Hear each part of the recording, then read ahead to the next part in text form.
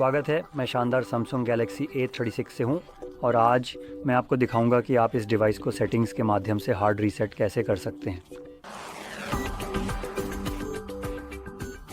तो शुरू करने के लिए आपको अपनी सेटिंग्स खोलनी होंगी और फिर नेविगेट करना होगा जनरल मैनेजमेंट पर जाइए, नीचे स्क्रॉल करें और रीसेट चुनें।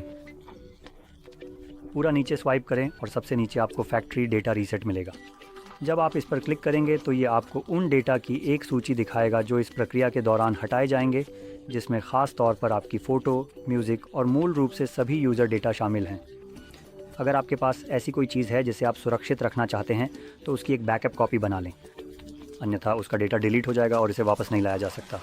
अब आप ये बैकअप सैमसंग क्लाउड पर कर सकते हैं या फिर सैमसंग ट्रस्टवेयर, मेरा मतलब है सैमसंग के सॉफ्टवेयर का उपयोग करके, चाहे अपने कंप्यूटर पर या किसी अन्य डिवाइस पर। लेकिन मैं आपको इसके ख़िलाफ़ सलाह दूंगा क्योंकि सिर्फ उनके बेकार सॉफ्टवेयर का इस्तेमाल करने से आप उनकी इकोसिस्टम में फंस जाएंगे। इसका मतलब ये है कि अगर आप अपने व्यक्तिगत डेटा का बैकअप अपने कंप्यूटर पर उनके प्रोग्राम का इस्तेमाल करके बनाते हैं, क्योंकि उनके फ़ोन इतने बेकार हैं कि बैकअप बनाते समय डिस्कनेक्ट हो जाते हैं, तो आप इस बैकअप को किसी भी अन्य डिवाइस पर एक्सेस नहीं कर सकते जो सैमसंग नहीं है, जिससे कंप्यूटर पर बैकअप बनाने का मकसद ही ख़त्म हो जाता है। तो भले ही वह बार बार डिस्कनेक्ट हो रहा हो, मैं आपको यही सलाह दूंगा कि आप इसे झेल लें, अपनी फ़ाइलों के ख़ास हिस्से चुनें और मैन्युअली बैकअप करें। और बस ये जान लें कि जो भी चीज़ें आपने मैन्युअली कॉपी की हैं प्रोग्राम का इस्तेमाल किए बिना, वह बिल्कुल सही तरीके से काम करती हैं।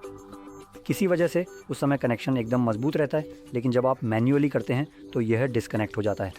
तो सैमसंग, तुम्हें धन्यवाद नहीं कि तुमने इसे जानबूझकर ऐसा बनाया है। और हाँ, अब यहाँ मेरे पास कुछ भी ऐसा नहीं है जिसे मैं बचाना चाहता हूँ, तो मैं बस रीसेट चुनने जा रहा हूँ।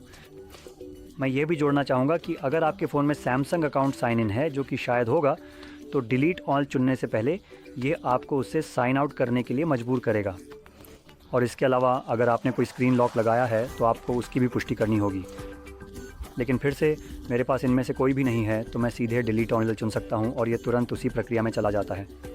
अब असली रीसेट प्रक्रिया को पूरा होने में कुछ मिनट लगेंगे और जैसे ही ये पूरी हो जाएगी हमें एंड्रॉयड सेटअप स्क्रीन दिखाई देगी। तो मैं वापस आऊँगा जब वह मेरे लिए दिखाई देने लगेगी।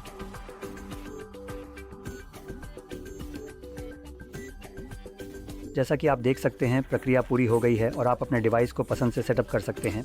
अगर ये वीडियो मददगार लगी हो तो लाइक, सब्सक्राइब करें और देखने के लिए धन्यवाद।